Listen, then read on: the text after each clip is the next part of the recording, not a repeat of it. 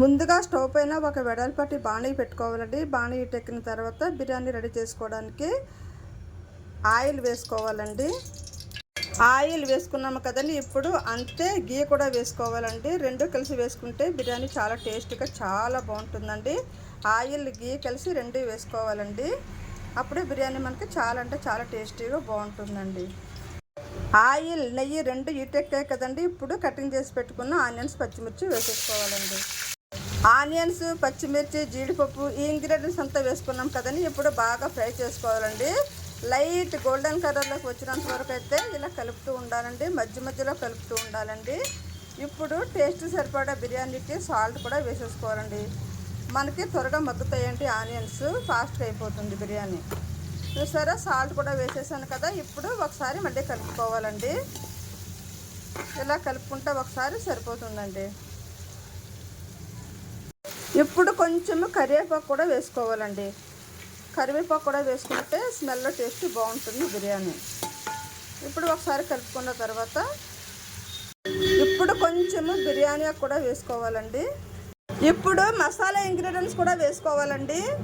Masala ingredients బాగా లైట్గా golden కలర్లోకి ఫ్రై అయ్యింది కదండి, ఇప్పుడు కటింగ్ చేసి పెట్టుకున్న టమాటో వేసేసుకోవాలండి. టమాటో వేసుకున్న తర్వాత ఒకసారి ఇలా బాగా కలుపుకోవాలండి. ఈ ఇంగ్రీడియంట్స్ అంతా బాగా ఫ్రై అయింది కదండి, ఇప్పుడు అల్లం వెల్లుల్లి పేస్ట్ వేసేసుకోవాలండి. అల్లం వెల్లుల్లి పేస్ట్ వేసుకున్న తర్వాత ఒకసారి ఇలా బాగా కలుపుకోవాలండి. ఇంకా పడుతుందండి అల్లం వెల్లుల్లి పేస్ట్, ఇంకా ఒక స్పూన్ అయితే వేసేసుకుందామండి. 2 స్పూన్లు వేసుకుంటే టేస్ట్ అయితే బాగుంటుందండి. 2 స్పూన్లు అల్లం వెల్లుల్లి పేస్ట్ వేసుకున్నాం కదా, ఇప్పుడు ఒకసారి ఇలా బాగా కలుపుకోవాలండి.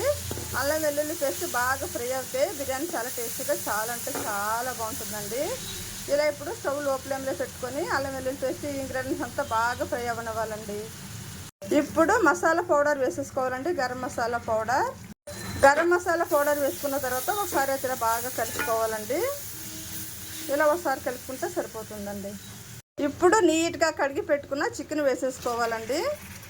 చికెన్ వేసుకున్న తర్వాత ఒకసారి అయితే బాగా కలుపుకోవాలండి. ఈ మసాలాలు అన్నీ బాగా పట్టేటట్టయితే ఒకసారి ఇలా బాగా కలుపుకోవాలండి. ఇంకా ఒక స్పూను గరం మసాలా పౌడర్ వేసుకోవాలండి. మసాలా పౌడర్ వేసుకున్న తర్వాత ఒకసారి ఇలా బాగా కలుపుకోవాలండి. ఇప్పుడు ఒక ½ టీ స్పూన్ కారం కూడా వేసుకోవాలండి. కారం కూడా వేసుకున్నాం కదా, మళ్ళీ ఒకసారి ఇలా బాగా కలుపుకోవాలండి. ఇప్పుడు ఈ చికెన్ దగ్గరికి బాగా ఫ్రై చేసుకోవాలండి. సిమ్లో పెట్టుకొని లో ఫ్లేమ్లో పెట్టుకొని స్టవ్ అయితే ఈ చికెన్ అంతా బాగా దగ్గరికి అయితే ఫ్రై చేసుకోవాలండి. ఇప్పుడు మనము బిర్యానీకి రైస్ తీసుకోవాలండి. ఇది నార్మల్ రైస్ కదండి, నేనైతే బాస్మతి రైస్ తీసుకుంటున్నానండి. ఇప్పుడు రైస్ ఎంత తీసుకున్నామో దానికి రెట్టింపు వాటర్ తీసుకోవాలండి. బిర్యానీకి సరిపడా వాటర్ వేసేసుకున్నాము కదండి, ఇప్పుడు ఈ వాటర్ బాగా మరిగించాలండి. మరిగిన తర్వాత రైస్ వేసుకోవాలండి. చూసారా, బిర్యానీకి ఎసరు బాగా మరిగిపోయిందండి. ఇప్పుడు మనము ముందుగా నానబెట్టుకుని ఉంచుకున్న బిర్యానీ రైస్ అయితే ఇప్పుడు వేసేసుకోవాలండి. చూసారా, ఇలాగ రైస్ అంతా వేసేసుకోవాలండి. ఇది బాస్మతి రైస్ కదండి, ఎక్కువసేపు అయితే నానుకొని అయితే ఉంచుకోకూడదండి. ఒక పావు గంట నానబెట్టుకుంటే సరిపోతుందండి. ఇలా ఈ రైస్ అంతా వేసేసుకోవాలండి. ఎసరు బాగా మరిగిన తర్వాత రైస్ వేసుకోవాలండి మనం. అప్పుడే బిర్యానీ మనకి పొడి పొడిగా చాలా బాగా అంటే చాలా బాగా వస్తుందండి. ఇలా ఎసరు మరిగిన తర్వాత రైస్ అంతా వేసేసుకోవాలండి. రైస్ వేసుకున్నాం కదండి, ఇప్పుడు ఒకసారి అయితే బాగా కలుపుకోవాలండి. ఇలా బాగా కలుపుకున్న తర్వాత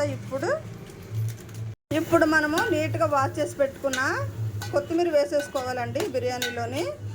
తర్వాత నీట్గా వాష్ చేసి పెట్టుకున్న పుదీనా కూడా వేసేసుకోవాలండి. కొత్తిమీర పుదీనా రెండు వేసుకుంటే బిర్యానీ చాలా టేస్టీగా చాలా బాగుంటుందండి.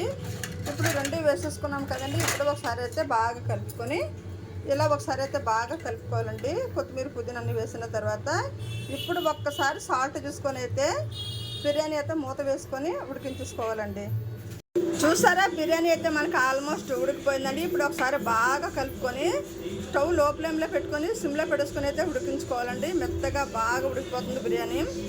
చూసారా, ఆల్మోస్ట్ అయితే బిర్యానీ అయ్యిందండి. చాలా టేస్టీగా చాలా బాగుంటుందండి. Basmati rice chicken biryani taste అయితే అదిరిపోతుందండి. మరి స్మెల్ అయితే నిజంగా అదిరిపోతుందండి. చూసారా, మనకి సండే స్పెషల్ బిర్యానీ అయితే అదిరిపోయే టేస్ట్తో సింపుల్ ప్రాసెస్తో రెడీ అయిపోయిందండి. టేస్ట్ అయితే చాలా అంటే చాలా బాగుంటుందండి. చూసారా, బాస్మతి రైస్తో చికెన్ దమ్ బిర్యానీ అండి, చాలా అంటే చాలా బాగుంటుందండి. ఓకే అండి. మరి ఈ వీడియో అందరూ చూడండి, లైక్ చేయండి, షేర్ చేయండి, నా ఛానల్ సబ్స్క్రైబ్ చేయండి. ఓకే అండి, బాయ్ అండి, థ్యాంక్ యూ వెరీ మచ్. ఈరోజు నేనైతే Sunday special chicken dum biryani చేస్తానండి బాస్మతి రైస్తోని. టేస్ట్ అయితే చాలా బాగుంటుందండి, స్మెల్ అయితే అదిరిపోతుందండి. చూసారా మనకి బాస్మతి రైస్తో బిర్యానీ ఎంత పర్ఫెక్ట్గా వచ్చిందో. టేస్ట్ అయితే చాలా అంటే చాలా బాగుంటుందండి.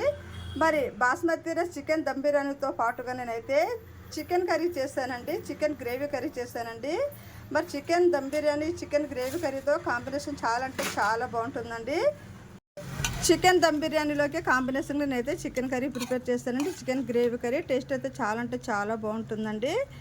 మరి ఈ రెసిపీస్ కనుక మీకు నచ్చితే లైక్ చేయండి, షేర్ చేయండి, మన ఛానల్ అయితే సబ్స్క్రైబ్ చేయండి. థ్యాంక్ యూ వెరీ మచ్ అండి.